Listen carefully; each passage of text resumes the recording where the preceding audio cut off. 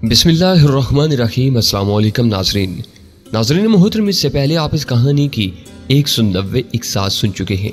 अब किस्त 191 मुलाहिज़ा फरमाएं। इसका मतलब है आपने एक दिलचस्प और हंगामा खेज जिंदगी गुजारी है। किसी हद तक मैं नहीं चाहता था कि वो मुझसे मेरी दास्तान हयात सुनने की फरमाइश कर बैठे। ओह, आप बड़े खुशकिस्मत हैं। और ठंडी सांस लेकर बोली, ताहम वो किसी किस्म की फरमाइश की तरफ नहीं आई। अलबत्ता एक नज़र बाप की तरफ देखने के बाद बोली, मैं और तानिया भी जब असिस्टेंट्स में थी तो काफ़ी दिलचस्प और हैजान की जिंदगी गुजार रही थी। हालांकि हम स्टूडेंट्स थी और वहाँ स्टूडेंट की जिंदगी काफ़ी खुश्क और बेकैफ होती है। उन्हें पढ़ाई में बहुत ज़्यादा वक्त गुजारना पड़ता है, लेकिन यहाँ आने के बाद हम फारिग होने के बावजूद कुछ नहीं कर पाते। अजीब सुस्त और बेजार अंदाज में रात दिन गुजारते हैं। शहर चले जाते हैं तो वक्त ज़रा अच्छा गुजर जाता है। वो बिल्कुल तानिया ही की तरह अमरीकी लहजे में अंग्रेजी में बात कर रही थी। कासिम बिजली मोहब्बत से बोला, बेटा मैंने तुमसे कहा तो है दिन में बेशक शहर में रहा करो, लेकिन रात को यहाँ अपने घर आ जाया करो। फिर वो मानी के अंदाज में बोला, जल्द ही मैं तुम दोनों बहनों के लिए ऐसी मसरूफियत का बंदोबस्त करूंगा कि तुम्हें सर खुजाने की फुर्सत नहीं मिलेगी। फिर वो मेरी तरफ मुतवज्जा होते हुए फखरिया अंदाज में बोला, मेरी दोनों बेटियां स्टेट से बिजनेस एडमिनिस्ट्रेशन में डिग्री लेकर आई हैं। फिर वो जोर देते हुए बोला, डिप्लोमा नहीं, डिग्री। बहुत खूब, मैंने तहसीन अमेज लहजे में कहा। इन्हें देखकर ये यकीन नहीं आता कि ये स्टेट से इतनी अहम डिग्री लेकर आई होंगी। ये तो मैट्रिक की बच्चियां लगती हैं। कासिम बिजली ने एक बार फिर बड़े मसरूर अंदाज में कहका लगाया, ये दोनों बहनें चीनी और जापानी लड़कियों की तरह बड़ी उम्र चोर हैं। सानिया बालों को झटकते हुए तिरछी नजरों से बाप की तरफ देखकर बोली, चीनी और जापानी लड़कियों की तरह नहीं डैडी, बल्कि आपकी तरह। आप खुद भी तो देखें आप कितने उम्र चोर हैं। आपको देखकर कोई कह सकता है कि हम दोनों बहनें आपकी दूसरी बीवी की औलाद हैं, और ये कि आपकी पहली बीवी से हमसे भी बड़ी उम्र की औलादें हैं। कासिम बिजली ने एक और कहका लगाया। वो कुछ ज्यादा ही खुश मालूम होता था। एक मूंछ को बल देते हुए बोला, सानी माय डियर, तुम्हें इस मौजू पर बात नहीं करनी चाहिए थी। ये तो हमारा फैमिली सीक्रेट है। इसी असना में तानिया बयान पहुंची। वो अब उड़े उड़े से रंग की स्टोन वाइट नीली जीन्स और हल्की फुल्की सफेद शर्ट में थी। वो भी चाय नोशी में शरीक हो गई। हल्की फुल्की गपशप चलती रही। फिर कासिम बिजली घड़ी देखते हुए बोला, मुझे वापस शहर जाना है, मैं रात गए वापस आऊंगा। तुमसे शायद कल सुबह ही मुलाकात हो। फिर वो अपनी बेटियों से मुखातिब हुआ, तुम मिस्टर आरिफ का अच्छी तरह ख्याल रखना, और अगर ये तुम्हारे बस की बात ना हो तो उन्हें नौकरों के सुपुर्द कर देना, लेकिन फिर भी गाहे बगाहे इनके खैर और आफियत मालूम करती रहना। इन्हें कोई तकलीफ ना होने पाए। ये हमारे खास मेहमान हैं। तुम खुद इनकी खैर खबर रखो तो ज्यादा बेहतर होगा। जो बेडरूम खाली पड़े हैं उनमें से जो मिस्टर आरिफ को पसंद आए वो इन्हें दे देना। फिर वो जैसे उसे कुछ याद आ गया चुटकी बजाते हुए बोला, लेकिन इससे पहले तुम दोनों मेरे साथ जरा स्टडी में चलो। मार्बल की फैक्ट्री के फाइनेंशियल मामलात के बारे में जो फाइलें मैंने तुम्हारे सुपुर्द की थी, तुमने उनके बारे में क्या सोचा वो जरा मुख्तसर मुझे बता दो और फाइलें भी वापस दे दो। वो माजरत खाना लहजे में मुझसे मुखातिब हुआ, मैं तुम्हारे सामने कारोबार के खुश मसाइल छेड़ कर तुम्हें बोर नहीं करना चाहता। उसे चंद मिनट के लिए तानिया और सानिया को साथ ले जा रहा हूँ। उम्मीद है तुम बुरा नहीं मनाओगे। हरगिज नहीं, मैंने खलूस से कहा।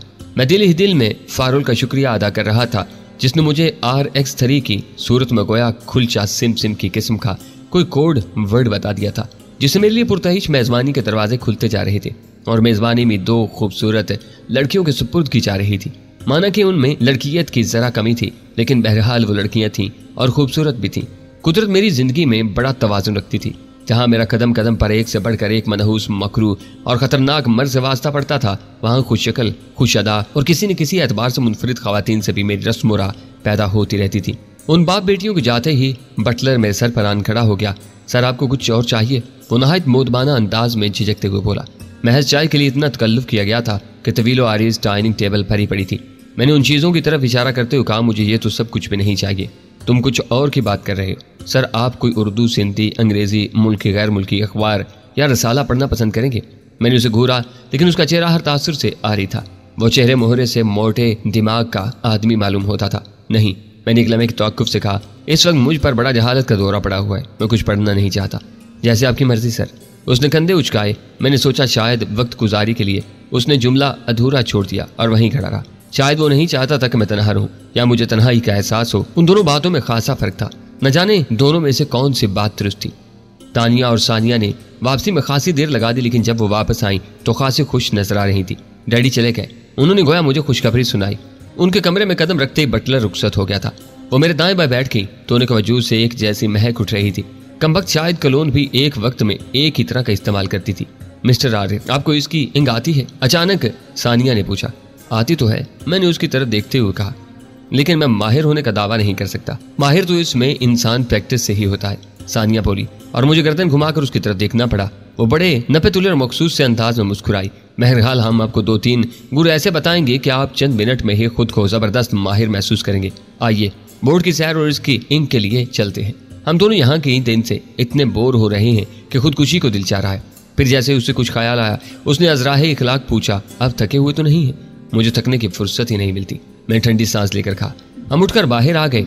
मुझे अब तक बाप बेटियों के अलावा घर का कोई फर्क दिखाई नहीं दिया था। हम ड्राइववे में आए तो मेरी नजर एक बार फिर अनेक्सी पर पड़ी। उसकी खिड़कियां गोया चंद जिन्नाती आंखों वाली बला की तरह मुझे घूर रही थी। कासिम साहब बता रहे थे कि अनेक्सी में कुछ गैर मुल्की मेहमान ठहरे हुए हैं। कौन लोग हैं वो? मैंने बज़ाहिर सरसरी से लहजे में पूछा। तानिया और सानिया ने यूं अनेक्सी की तरफ देखा जैसे अभी तक उन्हें उसकी मौजूदगी से ही बेखबर रखा गया था। फिर तानिया मुंह बनाते हुए बोली, हमने चंद गोरों को डैडी के साथ एक आध मरतबा बाहर आते जाते देखा है, लेकिन जानने की कोशिश नहीं कि वो कौन है। 6 साल स्टेट्स में गुजार कर आए हैं। हमें गोरों से कुछ ज्यादा दिलचस्पी नहीं रही। मूरी और शलगम जैसी फीकी फीकी रंगत देखकर दिल भर गया है। और फिर वो बुड्ढे भी तो थे, सानिया ने टुकड़ा लगाया। हाँ, तानिया ने सर हिलाया। एक तो गोरे ऊपर से बुड्ढे, हमें भला उनके बारे में जानने की क्या जरूरत थी? बेशक बेशक, मैंने सर हिलाया। हमें तो कुछ अरसे से सब चीजें देसी अच्छी लगने लगी हैं। देसी खाने, देसी चीजें और देसी बनते। सानिया कंधे उचका कर बोली। उनसे सवाल करके भी मेरी मालूमात में कोई इजाफा नहीं हुआ था। सिर्फ उनकी काबिल कदर नजरियात से धीरे धीरे आगाही हासिल हो रही थी। ड्राइवे में अब वो पजीरो मौजूद नहीं थी जिसमें मैं कासिम बिजली के साथ साहिल से यहाँ तक आया था। अलबत्ता उसकी जगह एक मर्सिडीज खड़ी थी। तानिया ने उस मर्सिडीज की ड्राइविंग सीट संभाली और सानिया पिछली सीट पर मेरे साथ आ बैठी। ड्राइवे में खड़े हुए 2 मुसल्ला गार्ड्स ने भी खामोशी से गाड़ी में हमारे साथ बैठने की कोशिश की, लेकिन सानिया ने उन्हें डांट दिया। हम जरा समंदर की सैर को जा रहे हैं, क्या हम अब अपनी बादशाही में भी गार्ड्स की जरूरत महसूस करेंगे? गाड़ी में बैठकर हम बोट हाउस तक पहुंचे। वहां प्रिंस उसी शान से खड़ी थी। 2 मुसल्ला मुहाफिज बोट हाउस में भी मौजूद थे। उन्होंने भी हमारे साथ प्रिंस में सवार होने की कोशिश की। उन्हें भी तानिया से इसी तरह डांट सुनना पड़ी जिस तरह घर पर मौजूद मुहाफिजों ने सुनी थी। बोट के वहील हाउस में बोट को चलाने वाला बवर्ती नौजवान मौजूद था। मुझे अंदेशा महसूस हुआ कि तानिया उसे भी बोट से ना उतारते, लेकिन उसने ऐसा नहीं किया, बल्कि उसने कश्ती की ना खुदाई उसके हाथ में रहने थी और उसे गिरे पानियों की तरफ चलने का हुक्म दिया। जरा सी खुली जगह में पहुंचकर ताकत और बोट ने रफ्तार पकड़ ली तो समंदर में झाग का तूफान छोड़ती हुई चंद मिनट में कहीं से कहीं पहुंच गई। कराई के लांचे, मनोड़ा नामी जजीरा वगैरह सब पीछे रह गया था। दूर एक ट्रालर अलबत्ता अब भी नजर आ रहा था। वो गोया हमारे मुतवाजिन चल रहा था। फासला इतना था कि किसी हद तक खिलौना ही नजर आ रहा था, लेकिन मैं उसे पहचान सकता था। उस वक्त तक तानिया और सानिया कैबिन में जाकर लिबास तब्दील कराई थी और स्विमिंग कॉस्ट्यूम में थी। उन्होंने मुझे भी एक स्विमिंग ट्रंक दे दिया था। मोटर बोट में उन्होंने न जाने किन किन चीजों का इंतजाम कर रखा था। इसकी इंक का सामान भी मौजूद है। तैराकी में वो वाकई बेपनाह माहिर थी। पानी की उस मखलूक ने मुझे भी तैराकी पर मजबूर कर दिया। मैं प्रैक्टिस में नहीं था। मेरे अंदाज पर एक मर्तबा उन्होंने कह के भी लगाए और एक बार तानिया ने खुद वहील रूम में जाकर बोट की रफ्तार भी खतरनाक हद तक बढ़ा दी, लेकिन मैंने औसान खता नहीं होने दी। आखिर जब मैं बोट में वापस आया तो मुझे शाबाश देते हुए बोली, अनाड़ी हो मगर ज्यादा नहीं। उस वक्त शाम का धुंधलका नमूदार होने लगा था। मैं तकरीबन 1 घंटा पानी में रहा। अब मुझे खनकी और थकन का एहसास होने लगा था। गुज़िश्ता 2 दिन जैसे हालात में गुजरे थे और आराम के लिए जितना कम वक्त मिल रहा था उसके असरात को मैं अपने जिस्म पर हावी नहीं होने दे रहा था, लेकिन थोड़े बहुत एहसास होने लगा था। मैं डेक पर आ लेटा। उसके कुछ हिस्से पर कुंदी धूप बाकी थी। बोट उस वक्त सुस्त रफ्तारी से एक बहुत बड़े दायरे में घूम रही थी। समंदर पुरसकून था। तानिया और सानिया मेरे दाएं बाएं आ बैठी। सानिया के हाथ में लोशन की बोतल थी। थक गए हो? वो मेरी आंखों में झांकते हुए मुस्कुराकर बोली, लाओ मसाज कर दूं। मुझ गुनाहगार को इस हसीन पेशकश से भला क्यों कर इनकार हो सकता था। वो लोशन मेरे कंधों और कमर पर फैलाकर किसी माहिर मालिशिया की तरह मालिश करने लगी। सानिया उससे भी 2 हाथ आगे निकल गई। मैंने दर्दीदा नजरों से इधर उधर देखा। एक तरफ बहुत दूर वो ट्रालर खिलौने की तरह नजर आ रहा था और दूसरी तरफ इतनी ही दूर जजीरे का मुख्तसर सा हिस्सा धुंध में लिपटा हुआ दिखाई दे रहा था, जबकि आसपास कहीं धुंध नजर नहीं आ रही थी। काफी देर बाद आखिरकार मैंने बोझा लहजे में कहा, क्यों एक करीब पाकिस्तानी को मुरवाने पर तुली हुई हो? ये यूरोप या अमेरिका का समंदर नहीं है। कोई जहाज करीब से गुजरा तो हमारे नज़ारे पर टिकट लग जाएगा। कोई बात नहीं कि कहीं दूर से कोई जूम लेंस लगाकर हमारी मूवी बनाना शुरू कर दे। दोनों बैक वक्त जोर से हंसी। उस वक्त वो खरखराती बिल्लियां लग रही थी। उनके चेहरों से जो बचपना सा छलकता था अब उसके कहीं नामो निशान नहीं था। सानिया खुमार आलूद से लहजे में बोली, हाँ चलो आओ नीचे कैबिन में चलते हैं। हम नीचे कैबिन में आ गए। यहाँ फर्श से जुड़ा हुआ खूबसूरत आराम से डबल बेड मौजूद था। बहुत देर बाद तानिया ने करवट लेते हुए सर उठाकर खिड़की से बाहर देखा और बशाशत अमेज थकन से पहुंचा लहजे में बोली, गुरूब आफ्ताब का नज़ारा कितना दिलकश लग रहा है। सानिया ने भी सर उठाकर किसी अनजाने नशे से बोझल आंखें खोलकर खिड़की से बाहर देखा और भारी आवाज में बोली, वाकई दुनिया कितनी खूबसूरत है। मैंने भी लहू रंग डूबते सूरज को देखा। उस किस्म के मनाजर सिर्फ कैलेंडरों पर नजर आते हैं। तानिया बोली, अब वापस चलना चाहिए। मैं गुरूब आफ्ताब का नजारा करते हुए महबूद सा हो गया था। तानिया मुझे कोहनी मारते हुए बोली, जाने से पहले तुम एक डुबकी और क्यों नहीं लगा लेते? यहाँ पानी कितना साफ है, क्यों नहीं? मैं खुद यही सोच रहा था, मैंने चौंकते हुए कहा और काहिली को बालाए ताक रखते हुए बाहर जाकर समंदर में छलांग लगा दी। उस गुसल में जो लुत्फ था वो इम्पोर्टेड टाइलों और जदीद तरीन साजो सामान से सजे हुए किसी पुरताइश बाथरूम में मुयस्सर नहीं आ सकता था। बोट का इंजन बंद कर दिया गया था और वो बेआवाज करीब ही हलकोरे ले रही थी। मैं कई मिनट तक ठंडे पानी से लुत्फ अंदोज होता रहा, हत्ता कि सूरज ने मुंह छुपा लिया और सतह आब पर मुल्कजा अंधेरा फैल गया। सूरज ने तो सुबह तक के लिए गोता लगा लिया था। मैंने सोचा मैं चंद मिनट के लिए गोता लगा लूं। मैंने सांस रोकी और ज़ेरे आब चला गया। ज़ेरे आब जाने से इंसान के कान बंद हो जाते हैं तो एक अजीब सा सुकून का एहसास होता है। मैं गोया मुराकबे में जाकर उन लड़कियों के बारे में सोचने का। 3 घंटे पहले मेरा उनसे तारुफ हुआ था। वो मेरे बारे में कुछ नहीं जानती थी और मैंने दुनिया देखी थी। ऊंचे से ऊंचे और निचले से निचले तबके से मेरा वास्ता रहा था। बड़ी आज़ाद ख्याल लड़कियों से भी पाला पड़ा था, लेकिन पेशकदमी में जैसी अमरीकी तेजी उन जुड़वा बहनों ने दिखाई थी वो मेरे तजुर्बात में खासा यादगार इजाफा था। यह महज मिजाज की आवारगी थी या उसका कोई खास मकसद था, या फिर दोनों ही बातें थी। मुझे पानी में खफीफ सी हलचल का एहसास हुआ और गहराई में होने के बावजूद हल्की सी खड़खड़ाहट सुनाई थी, लेकिन मैंने उसे अहमियत न दी और अपनी फलसफियाना सोचो विचार में मशगूल रहा। आखिर जब योगा की मश्क भी जवाब देने लगी तो मैं सांस लेने के लिए सतह आब पर आया तो समंदर के सीने पर फैले हुए अंधेरे के बावजूद मेरे सामने 14 तबक रोशन हो गए। बोट मुझे छोड़कर रवाना हो चुकी थी और बहुत दूर पहुंच चुकी थी। उसकी झिलमिलाती रोशनी लम्हा ब लम्हा मजीद दूर होती जा रही थी, बहुत दूर। अगर शफी शाह मेरे ट्रालर पर मौजूद था तो वो दूरबीन की मदद से भी मुझे यहाँ समंदर में हाथ पांव मारते नहीं देख सकता था। वो बोट को सिर्फ उसकी रोशनियों की मदद से देख सकता था। उसे वापस जाते देखकर वो यकीनन यही समझा था कि मैं भी उसमें जा रहा हूँ। क्या इस बेकरार समंदर में डूबना मेरा मुकद्दर था? ये सोच का अंधेरा जैसे मेरे हवास पर छाने लगा। दूसरे लम्हे मैंने अपने आप को संभाला। परेशान होना किसी मसले का हल नहीं था। पानी में धीरे धीरे हाथ पांव मारते हुए मैंने चारों तरफ का जायजा लिया। एक तरफ दूर जजीरे की रोशनियां झिलमिला रही थी। अंधेरे की वजह से सही अंदाजा करना मुश्किल था कि फासला कितना था। मेरे सामने एक रास्ता तो ये था कि जजीरे के समत तैरना शुरू कर दूं। शायद वहां तक पहुंचने में कामयाब हो ही जाऊं। मेरी मजबूती का एक कड़ा इम्तिहान होता। अगर रास्ते में कहीं मेरे बाजू जवाब दे जाते तो मेरा अंजाम इबरतनाक भी हो सकता था। इसमें इबरत का सबसे बड़ा पहलू ये होता कि मेरे साथियों में से कोई इस हकीकत से आगाह ही न हो पाता कि दर हकीकत मेरा अंजाम क्या हुआ था। दूसरी तरफ वो ट्रालर था जिस पर शफी शाह मौजूद था। वो जजीरे के मुखालिफ समत में था और उसकी रोशनियों की झिलमिलाहट से कुछ ऐसा महसूस हो रहा था कि वो भी जजीरे से कम फासले पर नहीं था। उसके कैप्टन ने शायद इंजन बंद कर रखा था। वो नहायत आहिस्तगी से यूं ही इधर उधर हलकोरे ले रहा था। मैं हैरान था कि अगर शफी शाह ने प्रिंस से नामी बोट की रोशनियां दूर जाते देख ली थी तो अभी तक उसके ताक्कुब में क्यों नहीं रवाना हुआ था। जरूरी नहीं था कि उसके रवाना होने से मुझे मदद मुयस्सर आ जाती। मुमकिन था वो इसी तरफ से गुजरता जिधर मैं भीगी बिल्ली की तरह तैर रहा था। यह भी मुमकिन था कि वो मुझसे बहुत दूर से गुजर जाता। समंदर की बेकरार वुसअतों में समत वगैरह की किसी खास पाबंदी के बगैर सफर करने वालों के बारे में कुछ नहीं कहा जा सकता था कि महज जरा सा रुख मोड़ने की वजह से वो किसी मखसूस जगह से कितने फासले पर रहते हुए गुजरते चले जाएं। तहाँ मेरे लिए उम्मीद की किरण तो पैदा हो सकती थी। मैं भी फैसला नहीं कर पा रहा था कि ट्रालर की तरफ तैरना शुरू कर दूं या जजीरे की तरफ। दफातन ट्रालर की रोशनियों ने झुरझुरी सी ली और तेजी से मेरी तरफ बढ़ने लगी। शफी शाह ने कदरे ताखीर से प्रिंस के ताक़ुब में रवाना होने का फैसला किया था और मेरी खुशकिस्मती थी कि वो उसी तरफ को आ रहा था जहां मैं धीरे धीरे तैर रहा था। मैंने ट्रालर की तरफ तैरना शुरू कर दिया ताकि कम से कम वक्त में हम एक दूसरे के करीब पहुंच जाएं। हमारे दरमियान फासला तेजी से कम होता गया। मुझे उसके इंजन की आवाज साफ सुनाई देने लगी। फिर मुर्गजे आसमान के पस मंजर में मुझे ट्रालर के डेक पर शफी शाह का हेवला भी दिखाई दे गया। वो आप भी दूरबीन लिए खड़ा था। अगर ये दूरबीन इंफ्रारेड होती तो अच्छा था। उस सूरत में शायद कुछ और करीब आने के बाद वो तारीकी के बावजूद मुझे देख लेता। फासला ज्यादा होने पर तो तारीकी में इंफ्रारेड दूरबीन भी कारामद नहीं रहती थी। मैं ट्रालर के हेडलाइट्स की सीध में रहने का खतरा मोल नहीं ले सकता था। ऐन मुमकिन था तेज रफ्तारी के बायस ट्रालर मुझ पर चढ़ दौड़ता। मैं अभी रोशनी की रसाई से बाहर ट्रालर से काफी दूर ही था कि शफी शाह ने गालबन पानी में मेरी मौजूदगी को महसूस कर लिया था। अचानक ही तेज रोशनी मुझ पर पड़ी। शफी शाह ने सर्च लाइट रोशन की थी। मेरी आंखें चुंधिया गईं, लेकिन मैंने सर पानी से ऊपर ही रखा ताकि शफी शाह मुझे पहचान ले। मैंने बाआवाज बुलंद उसे कुछ कहते सुना। अल्फाज मेरी समझ में ना आ सके। शायद वो कैप्टन को कुछ हदायत दे रहा था। ट्रालर का इंजन बंद हो गया। लेकिन वो अपने जोर में मुझ तक पहुंच गया और मेरे गिर्द नीम दायरे में घूमकर हलकोरे लेने लगा।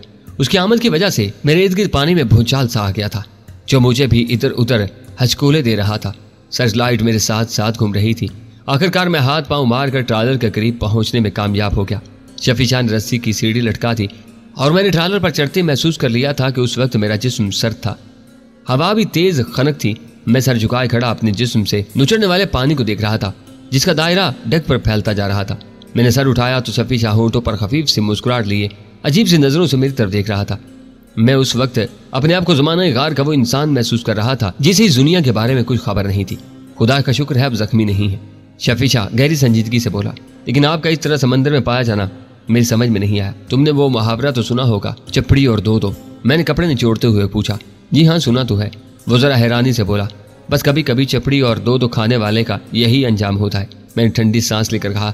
मैंने शफी शाह को सारी सूरत हाल समझा दी थी। हम नीचे कैबिन में पहुंच चुके थे।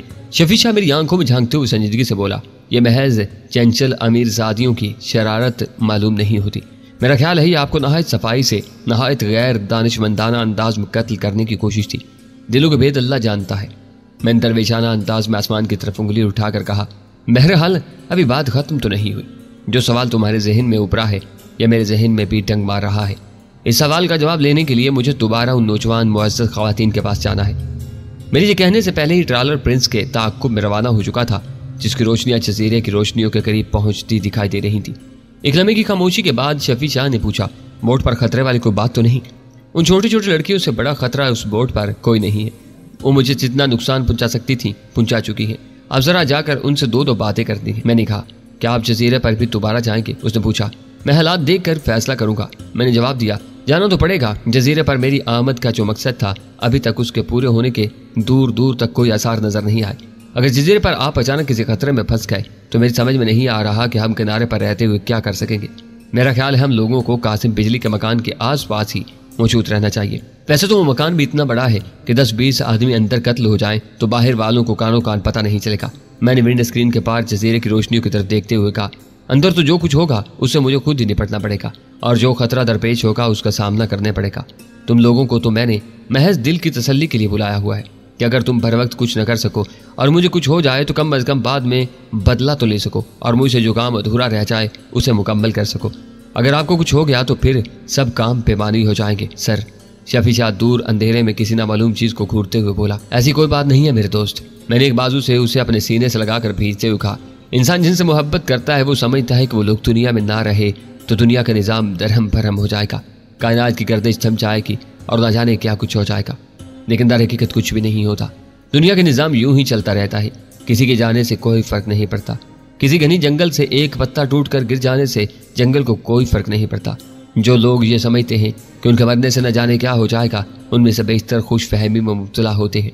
फिर मैंने उसका कंधा थपकते हुए कहा, तुम लोग कासिम बिजली के मकान के करीब आने की कोशिश मत करना। उसकी बहुत सख्त निगरानी होती है। तुम लोग नजर में आ जाओगे और कासिम बिजली होशियार हो जाएगा। अगर उसे मेरे बारे में कुछ शक है तब भी फिलहाल मैं उसे तजब्जुब में ही रखना चाहता हूँ। अभी तो मुझे ये देखने का मौका ही नहीं मिल सका कि उसके यहाँ कौन कौन मुकीम है। शफी शाह कुछ न बोला, वो किसी गहरी सोच में था। अब जजीरे की रोशनियां वाज़ेह दिखाई देने लगी थी और बोट हाउस भी साफ नजर आ रहा था। प्रिंस अभी बोट हाउस ही में खड़ी थी और उसकी बत्तियां रोशन थी। 1 मिनट के लिए इंजन बंद करवाओ, मैं यहीं उतर जाना चाहता हूँ। मैंने शफी शाह से कहा, बाकी फासला मैं तैरते हुए तय करूंगा। समंदर में इस ट्रालर की मौजूदगी की तरफ उनका ध्यान ना ही जाए तो बेहतर है। कैप्टन के पास जाकर शफी शाह ने उसे इंजन बंद करने का हुक्म दिया। ट्रालर की रफ्तार यकदम कम हो गई।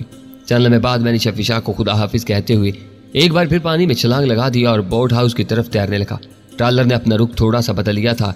बोट हाउस के करीब पहुंचकर मैंने देखा बोट के सिर्फ डेक पर एक बत्ती रोशन थी। बाकी बोट में तकरीबन तारीकी ही नजर आ रही थी। बोट को वहां पहुंचते कुछ ज्यादा देर नहीं गुजरी थी, लेकिन शायद तानिया और सानिया बोट से उतरकर जजीरे पर जा चुकी थी। तमाम मैंने बोट पर झांक लेना बेहतर समझा। मैंने पूरी कोशिश की कि मेरे तैरने से शराब की आवाजें पैदा ना हो। तकरीबन बेआवाज तरीके से तैरता हुआ मैं बोट हाउस में दाखिल हुआ और बोट के अकवी हिस्से से किसी न किसी तरह उस पर चढ़ गया। उसकी बगली गली से गुजरता हुआ मैं उस कैबिन तक पहुंचा जो बेडरूम के तौर पर इस्तेमाल होता था। उस कैबिन की छोटी सी बेजवी खिड़की में मुझे रोशनी नजर आई। नहायत मुहतात अंदाज में उस खिड़की से आंख लगाकर मैंने अंदर झांका तो एक लम्हे के लिए गोया मेरा दिमाग घूम गया। एक अनार 100 बीमार वाला मुहावरा तो मैंने बारहा सुना था, लेकिन उस वक्त अंदर एक अनार 2 बीमार वाला मामला था। वही सब कुछ जो कुछ देर पहले मुझ पर बीत चुकी थी अब उस मोटर बोट के कैप्टन पर बीत रही थी। उसकी सफेद वर्दी जिस पर कहीं कहीं गरीज के धब्बे थे एक तरफ पड़ी थी। वो 6 फुट से भी निकलते हुए कद का एक तनोमंद और मजबूत नौजवान था। उसकी रंगत गहरी सांवली थी। उस वक्त उसका अवनूसी जिस्म पसीने में भीगा हुआ था। मैं तानिया और सानिया की भूख पर हैरान था। वो वाकई खूनखार बिल्लियां थी, अपने आसपास पाई जाने वाली हर चीज चट कर सकती थी, मयार और मर्तबे का ख्याल किए बगैर। उन्हें उस बात की बेपरवाह नहीं थी कि बोट उस वक्त बोट हाउस में ही खड़ी थी। चंद कदम दूर साहिल पर उनके बाप के गुलाम नुमा हरकारे टहलते रहते थे। यूं तो बोट का कैप्टन भी उनका एक मामूली कारिंदा ही था। तानिया और सानिया खुद ही मुझे बता चुकी थी कि उन्हें स्टेट से आए हुए ज्यादा अरसा नहीं गुजरा था, लेकिन अगर उनके बर्क रफ्तारी का यही आलम था तो न जाने उनके महल नुमा मकान के अंदर और आसपास बिखरे रहने वाले परिंदों में से कौन कौन उनकी लामहदूद अनायात से फैज़याब हो चुका था। मैंने खिड़की से नजर हटाई। बिला जरूरत किसी की खलबत में झांकते रहना कोई अच्छी बात नहीं थी। मैं दीवार से टेक लगाकर खड़ा हो गया और नहाए सब्र सुकून से हालात मामूल पर आने का इंतजार करने लगा। कैबिन चारों तरफ से बंद था, उसके बावजूद खफीफ सी हवानी आवाजें बाहर सुनाई दे रही थी। आखिर आवाजें थम गईं और गहरा सुकूत छा गया। मैंने मजीद कुछ देर इंतजार किया। सुकूत बरकरार रहा। सिर्फ समंदर की लहरों का मखसूस शोर एक रिदम के साथ सुनाई दे रहा था। मैं घूमकर कैबिन के दरवाजे तक आया। मैंने ये देखने की जहमत नहीं की कि दरवाजा मकफिल था या नहीं। मैंने उस पर एक जोरदार लात रसीद की। मेरे लाचारू के किसी गोशे में झुंझलाहट मौजूद थी। दरवाजा खुल गया और मैं अंदर जा पहुंचा। वो तीनों बेड के बजाय फर्श पर दराज थे। वो तीनों सीधे सीधे लेटे हुए थे, लेकिन जिंदा थे और हनूत शुदा नहीं थे। नौजवान कैप्टन हड़बड़ा कर उठा और अपनी वर्दी की तरफ लपका। तानिया और सानिया ने उस किस्म की कोई जहमत करने की भी जरूरत नहीं समझी। उन्होंने काहली अमेज से अंदाज में नीम आंखों से मेरी तरफ देखा। वो दोनों वाकई आला नस्ल की कोई ऐसी बिल्लियां नजर आ रही थी जो घर का सारा दूध पी गई थी। तुमने अभी तक उसे समंदर में डुबकी लगाने नहीं भेजा? मैंने नौजवान कैप्टन की तरफ इशारा करते हुए तानिया और सानिया को मुखातिब किया। दोनों ने कोई जवाब नहीं दिया, सिर मखमूर और थके थके से अंदाज में हंस कर रह गई। दोनों की मरमरी उंगलियों में सिगरेट दबे हुए थे और कैबिन में चकराते हुए धुएं की बू रची हुई थी। सिगरेट चर्च के भरे हुए थे। अगर हीरोइन के होते तो मैं बू से भी अंदाजा न लगा पाता। लड़कियां समझदार थीं, जल्दी मरना नहीं चाहती थी। वो मुझे देखकर जरा भी परेशान या तशवीश ज़दा दिखाई नहीं दे रही थी। उन्हें गोया याद भी नहीं रहा था कि मुझे मरने के लिए यहाँ से मीलों दूर समंदर में छोड़ आई थी। वो एक बार फिर सरतापा जायजा मेरा ले रही थी और उनकी आंखों में एक नई उमंग उभर आई थी। उनकी कभी मुतमिन न हो सकने वाली कयामत के जहनों में शायद फिर कोई ख्याल जन्म ले रहा था। मैं कांप कर रह गया। खुदाया रहम, ये क्या बदतमीजी है। मैं एक बरहम खुरदरी गरिदार आवाज सुनकर चौंका। मैंने गर्दन जरा मोड़ कर देखा। नौजवान कैप्टन मुझसे मुखातिब था। वो खैज तान कर किसी न किसी तरह वर्दी उल्टी सीधी जिस्म पर टांग चुका था और खुशमगी नजरों से मुझे घूर रहा था। यकीनन कई पहलुओं से अपने जिस्म की मजबूती और अपने कद काट का अंदाजा था उसे। उसके बावजूद उसकी जुरात पर हैरान हुए बगैर मैं नहीं रह सका। आखिर वो महज एक निजी बोट का कैप्टन था। फिर मुझे एहसास हुआ कि उसे अपनी औकात भूलने का पूरा पूरा हक हासिल था। उसके मालिक की बेटियां आखिरी हद तक उस पर मेहरबान थी। उसकी खुद अतमाती तो बुलंद होनी चाहिए। मैंने उसका सरतापा जायजा लेते उस सर्द लहजे में कहा, वर्दी पहनकर कुछ मुअज़्ज़ज़ नजर आने लगे हो, मगर इतने नहीं कि मुझे तमीज सिखाने लगो। तुम्हें जुर्रात कैसे हुई बीवियों की इजाजत के बगैर इस वक्त इस कैबिन में घुसने की? वो चीखा। वो मुठियां भींचे मेरे सर पर चढ़ा आ रहा था। शायद वो बीवियों के सामने अपनी कारकर्दगी से मुतमिन नहीं था। उन्हें मजीद भी कुछ करके दिखाना चाहता था। जाओ वही रूम में जाकर इंजन का तेल वगैरह चेक करो। मैंने उसका कंधा थपकते हुए प्यार से कहा, मुझे तुम्हारी बीवियों से कुछ प्राइवेट बातचीत करनी है। प्राइवेट का बच्चा। उसने कुछ और भड़कते हुए मेरा हाथ झटक दिया। दूसरे लम्हे मेरा नहायत नपातुला और भरपूर कौन-सा उसके मुंह पर पड़ा। कैबिन कुशादा था मगर बहरहाल बोट का कैबिन था। ज्यादा लंबा चौड़ा नहीं था। वो उछलकर एक चौबी दीवार से जाकर टकराया और धप से फर्श पर गिरा।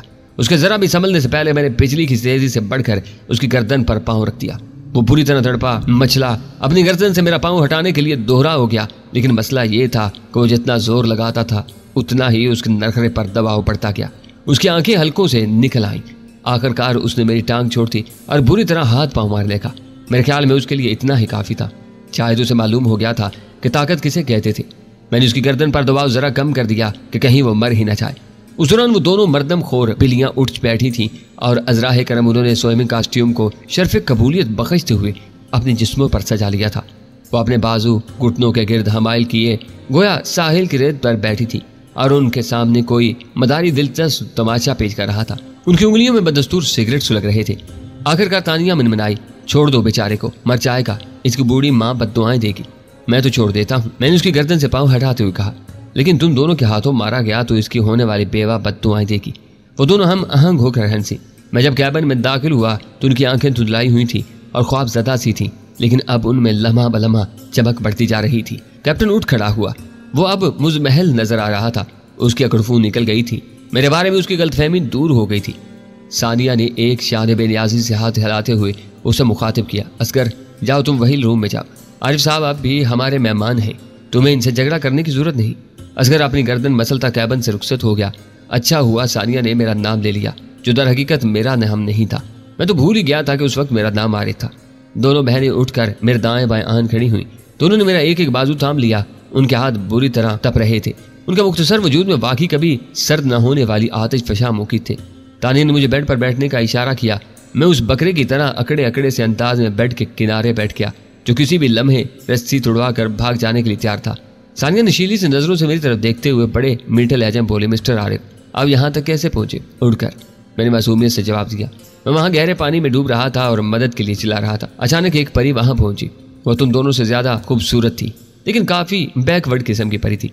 सर से पांव तक ढीले ढाले लिबादे में थी और मेरे ज्यादा करीब भी नहीं आई। उसे मुझ पर तरस आ गया। उसके पास जादू की छड़ी थी। उसने छड़ी घुमाई, मेरे दोनों कंधों पर निकल आए और मैं उड़ता हुआ यहाँ आ गया। वाह क्या स्टोरी है! दोनों बहनों ने तालियां बजाईं। उनके होंठों पर अब भी मखमूर से मुस्कुराहट थी। ये कहानी नहीं आप बीती है, मैंने गोया बुरा मनाते हुए कहा। हमारा मतलब वही था, हमारी ग्रामर जरा कमजोर है। तानिया ने गोया माजरत की। सानिया मेरे कंधों पर हाथ फेर कर मायूसी से बोली, लेकिन इस वक्त तो आपके पर नहीं है। इस बोट पर कदम रखते ही मेरे पर टूट कर समंदर में गिर गए थे, शायद इसलिए कि अब उनकी जरूरत नहीं रही थी। मैंने संजीदगी से जवाब दिया।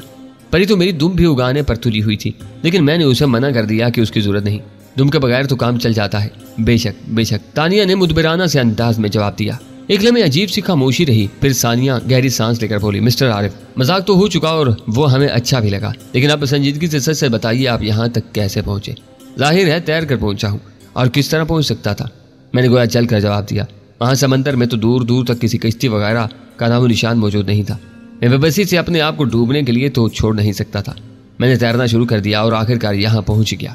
वो दोनों एक लम्हे खामोशी से मेरी तरफ देखती रहीं, जैसे दिल ही दिल में मेरी बात की सच्चाई का अंदाजा करने की कोशिश कर रही हूँ। फिर सानिया गहरी सांस लेकर बोली, mister Arif you are really wonderful man. वो तो मैं हूँ, मैंने इंकसार से काम लिए बगैर कहा। हाँ मुझे भी एक सवाल का जवाब चाहिए। जरूर, सानिया बड़े खलूस से बोली।